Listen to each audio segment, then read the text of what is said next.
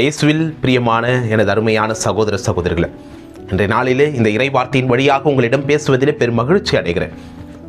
இன்றைய நாளிலே இந்த நற்செய்தி வாசகத்தை நாம் படிக்கின்ற பொழுது 4 வகையாக பிரித்து பார்க்கலாம். முதன்மையாக பார்க்கின்ற பொழுது உடல்நிலை சரியில்லாத ஒரு நபர், அவருக்கு உதவி செய்வதற்காக வருகின்ற 4 நண்பர்கள் இறைவனிடம் எடுத்துக்கொண்டு செல்கிறார்கள். இதை பார்த்த உடனே இறைவன் அவருடைய பாவங்களை மன்னித்து அவரை முழுமையாக சுகத்தை தந்து அங்கிருந்து அவரை விடுதலை செய்கிறார். அதாவது அந்த நோய் நொடியிலிருந்து விடுதலை தருகிறார். அடுத்தபடியாக பார்க்கின்ற பொழுது அங்கு இதையெல்லாம் பார்க்கின்ற மக்களுடைய மனநிலையை சீர்படுத்தவும் அங்கு திருத்தப்படுத்தவும் அங்கு பார்க்கிறார். எனவே பிரியமானவர்களே, அங்கு இருக்கின்ற அந்த மக்களுடைய எண்ணங்களானது மனநிலையானது எப்படியாக இருக்கிறது என்றால், இவர் எப்படி குணம் செய்ய முடியும், இவர் எப்படி குணம் தர முடியும், இவர் எப்படி பாவத்தை மன்னிக்க முடியும் என்று கேள்விகளை உள்ளுக்குள்ளே எழுப்பிக் கொள்கிறார்கள். ஆனால் அங்கு அமர்ந்து இருக்கிறார்கள், இறைவனுடைய வார்த்தையை கேட்கிறார்கள், ஆனால் அவர்களால் ஏற்றுக்கொள்ள முடியவில்லை. எனவே பிரியமானவர்கள், இதை நம்மளுடைய வாழ்வில் ஒப்பிட்டு பார்ப்போமே. நம்மளுடைய வாழ்வில் மிக மிக இது பொருத்தமாக அமைகிறது. நாம் தினந்தோறும் கோவிலுக்கு செல்வது உண்டு, ஜபமாலை சொல்வது உண்டு, விவிலியம் படிப்பது உண்டு, மேலும் குறிப்பாக இன்னும் சொல்ல வேண்டும் என்றால் பக்தி முயற்சிகள் செய்வது உண்டு. எங்கெல்லாம் நாம் இணைந்து ஜெபிக்கின்ற ஒரு கூட்டம் நடக்கிறதோ அங்கெல்லாம் நாம் விரைந்து செல்கிறோம், அதற்காக முதன்மையான இடத்தை தருகிறோம். ஆனால் என்னுடைய மனநிலையானது எப்படி இருக்கிறது? நான் எதிர்பார்த்ததை இறைவன் தரவில்லை என்றால், அதே அடுத்தவனுக்கு தந்திருக்கிறார் என்றால் அதை ஏற்றுக்கொள்ள முடிகிறதா? இந்த நற்செய்தி வாசகத்தில் பார்க்கின்ற பொழுது அங்கு நோயுற்ற ஒரு நபர் வருகின்ற பொழுது அவனுக்கு விடுதலை தருகிறார், பாவ மன்னிப்பை தருகிறார், முழுமையான சுகந்திரத்தை தருகிறார். அந்த படுத்த படுக்கையிலிருந்து அவன் எழுந்து நடப்பதற்கு இறைவன் இடத்தை தருகிறார். ஆனால் என்னால் அதை ஏற்றுக்கொள்ள முடிகிறதா? அங்கு சூழ்ந்து இருந்த மக்கள் எல்லோரும் அந்த மனநிலை அவர்களால் புரிந்து கொள்ள முடியவில்லை.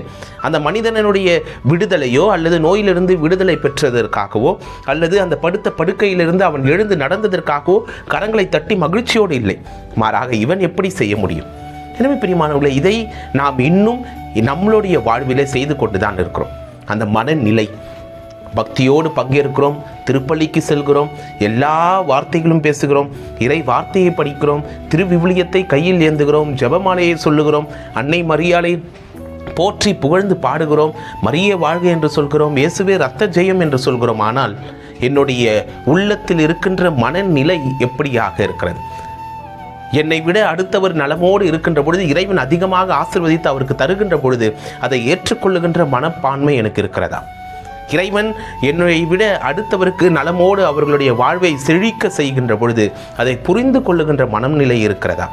நான் வேண்டிய மன்றாட்டுக்களை இறைவன் நிறைவேற்றி தரவில்லை, ஆனால் அடுத்தவருக்கு அதை தந்திருக்கிறார் என்றால் அதை புரிந்து கொள்வதற்கு முடிகிறதா? என் இறைவன் தான் கொடுத்திருக்கிறார், எனக்கும் கொடுப்பார், நான் காத்திருந்து அதை பெற்றுக்கொள்ள வேண்டும் என்பதை என்னுடைய எண்ணத்திலே நான் வளர்ந்திருக்கிறேனா? பக்தியோடு இருப்பது மட்டுமல்ல உண்மையான கிறிஸ்துவம், மாறாக அடுத்தவரோடு பகிர்வதிலே தான் கிறிஸ்துவம் இருக்கிறது. அடுத்தவர் நிறைவோடு இருப்பதை பார்த்து மகிழ்வது தான் கிறிஸ்துவம். அடுத்தவர் மகிழ்ச்சியோடு இருப்பதை பார்த்து தான் மகிழ்வது உண்மையான கிறிஸ்துவம். எனவே பிரியமானவர்களே, என்னுடைய மனநிலையானது எப்படியாக இருக்கிறது? என்னுடைய மன சிந்தனையானது எப்படியாக இருக்கிறது? என்னுடைய செயல்பாடானது எப்படியாக இருக்கிறது? இறைவனுடைய செயல்களை புரிந்து கொள்ளுகின்ற வண்ணமாக இருக்கிறதா?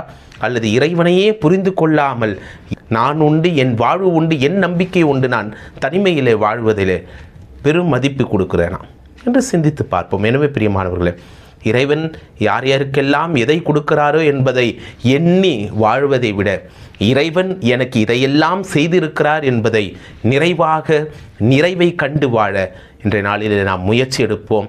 எனவே நம்மளுடைய மனநிலையை மாற்றிக்கொண்டு, நம்மளுடைய சிந்தனையை மாற்றிக்கொண்டு, நம்மளுடைய செயல்களை மாற்றிக்கொண்டு இறைவனுக்கு ஏற்றவர்களாக வாழ, இறைவன் எதையெல்லாம் செய்கிறாரோ அதை புரிந்தவர்களாக வாழ, இறைவன்தான் இதை செய்கிறார் என்பதை நம்பிக்கையோடு நாம் அடுத்தவருக்கு எடுத்து உரைக்க நாம் இணைந்து செயல்படுவோம். இறைவனோடு இணைந்திருப்போம். ஆமென்.